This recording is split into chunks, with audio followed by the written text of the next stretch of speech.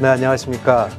저는 오늘 여러분들과 함께 리더십에 관한 이야기를 나눠볼 현대모비스의 전동화뷰를 맡고 있는 안병기라고 합니다.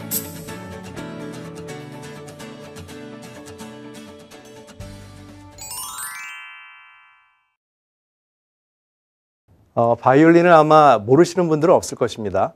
하지만 이 현악기를 다뤄보지 않은 분들이 잘 모르는 바이올린 내부에 있는 작은 부품이 있습니다. 여기에 보시는 이 사운드 포스트라는 것이 바로 그것인데요.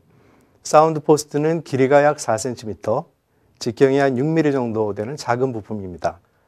이 부품이 바이올린의 상판과 하판 사이에 고정이 되어 있어서 저 두 판 사이에서 울림이 있을 때 그 울림의 조정을 해주는, 그 울림을 잡아주는 역할을 하는데요. 아무리 비싼 스트라디바리우스나 과르넬리 같은 그런 악기에서도 이 보잘것없어 보이는 부품의 역할은 굉장히 큽니다. 이 부품이 없으면 우리가 생각하는 그러한 소리가 나지 않는 것이죠. 바이올린은 현에서부터 활로, 그리고 활에서부터 또 나무 부품인 브리지로부터 또 이 안에 있는 사운드 포스트에 이르기까지 여러 모든 작은 부품들이 다 조화를 이루고 자기의 역할을 할 때 비로소 제대로 된 소리가 나옵니다. 우리가 리더로서 많은 조직을 관리할 때 눈에 보이는 그런 조직, 또 성과가 나왔을 때 드러나는 조직들도 있지만 그렇지 못한 조직들이 많이 있고, 많은 경우에는 그렇게 잘 드러나지 않는 조직과 조직원들에 의해서 사기가 결정이 됩니다. 그래서 리더들이 이 숨은 조직의 역할을 잘 챙기고 그런 사람들까지 섬세하게 보는 눈이 있을 때 조직의 역량이 강화되고 또한 조직 문화가 훨씬 더 건강하게 유지될 수 있다고 생각을 해보았습니다. 2020년에 현대자동차가 라스베가스에 서 있는 CES 행사에 자동차가 아닌 UAM이라고 하는 비행체를 전시했던 적이 있습니다. 많은 사람들이 놀랐죠. 이 현대자동차가 왜 갑자기 비행기? 그랬는데 사실은 이 UAM이라고 하는 비행체는 저희 그룹의 역량을 한데 모은 미래 사업 중에 하나입니다.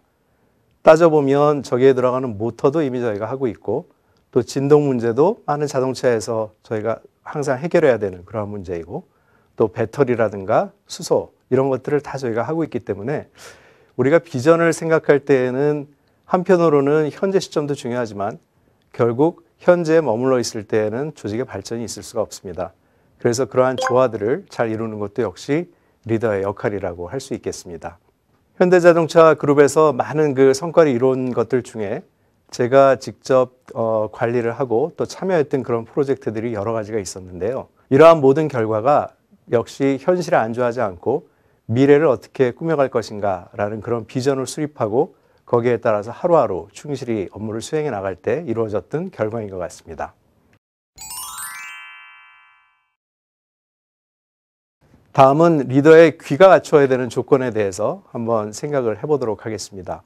저 청이 의미하는 그 내용을 여러분들이 풀이를 했는데, 재미있는 풀이는 거기에 있는 글자들을 전부 다 합쳐서 한번 생각을 해보는 것이죠. 듣는다는 것은 왕이 말씀하시는 것을 듣는 정도로 잘 들어야 되는데, 그것도 10번을 눈으로 보는 것처럼 아주 신경을 써서 들어야 되고, 그렇게 되면 마음이 하단되는 것 같이 소통이 된다, 이런 풀이가 있습니다. 그런데 경청에서 경이라는 단어는 기울인다는 의미입니다. 그러면 부하 직원의 말을 경청한다고 하는 것은 왕이 말씀하시는 것을 듣는 정도로 모든 정신을 집중해서 듣는데, 그것도 그냥 듣는 것이 아니라 자기의 몸을 상대방에게 기울이는 그런 자세로 듣는다는 그런 풀이가 될 수 있습니다. 공자의 그 말씀을 기록한 논어에 보면 교원 영색하는 사람 중에는 인자가 드물다라는 이야기가 있습니다. 그러니까 말을 아주 듣기 좋게 하고 또 얼굴을 이렇게 꾸미고, 그러니까 흔히 우리가 얘기하는 간신배이죠. 저런 사람은 당연히 인자가 드물겠습니다만, 문제는 리더가 내 부하 직원 중에 이런 사람을 갈아낼 수 있는가 하는 것입니다. 충언, 듣기 싫은 말이라도 조직을 위해서 충성스러운 말, 또 자기의 상관을 위해서 충성스러운 말을 할 때에는 귀에 거슬리더라도 들을 필요가 있다라는 그런 교훈입니다. 명심보감이라는 책에는 의인막용, 용인무리라는 이야기가 있습니다. 사람을 의심할 거면 쓰지 말고, 또한 사람을 썼으면 의심하지 말라라는 이야기입니다. 우리가 부하 직원들의 말을 들을 때 새겨들어야 되지만, 정말 또한 중요한 교훈은 그 사람을 믿으면 또 의심하지 않아야 되는 이런 또 어려운 것도 역시 리더의 자질 중에 하나라고 할 수가 있겠죠. 많이들 기억하시겠습니다만 1986년 1월 달입니다.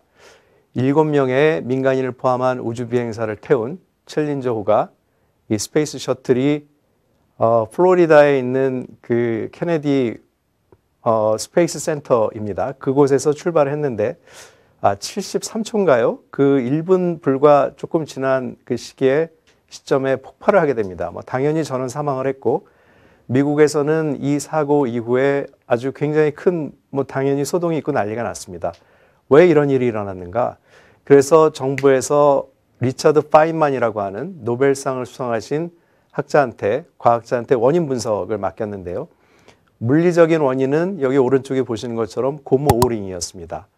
이 고무 오링이 액체 수소 연료를 저장하고 있는 로켓 부스터에서 바깥으로 나올 때 기미를 막는 역할을 해야 되는데 날씨가 춥다 보니까 신축성이 줄어들었겠죠.